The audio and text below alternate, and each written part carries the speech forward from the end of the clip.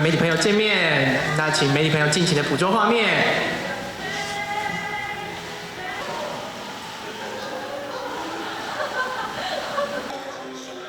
我觉得希望大家可以更看见我跟我参与的作品，觉得路更长，应该可以更细水长流吧，有这种感觉。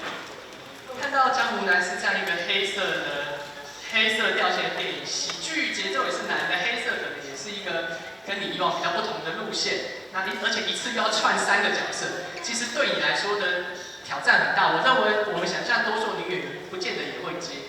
那当初你是怀着什么样的心情接下了这个演出？非常的单纯，就是我喜欢这个剧本，然后很难得千载难逢的角色，所以我很想要参与。其实就这样子，我没有想到其他艺人本身的条件，或是我会有什么样的抗拒或忌讳，那都是没有的，没有想到的。我只想要参与这部作品。其实好的剧本还是最重要的。对，尤其是这种难得的角色。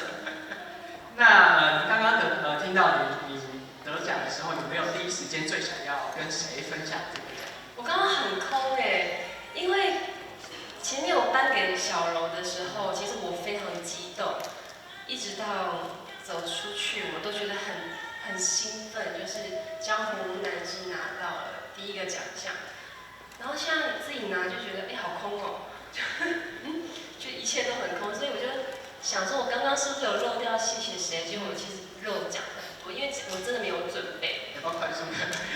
我想谢谢我的对手演员龙哥，还有男主角邱哲跟黄迪阳，对，然后还有黄尚和啊这些对手演员们都很棒，然后还有很重要的就是帮我配音的陈家奎，他帮我完整了一个第3性的角色，真的很谢谢他。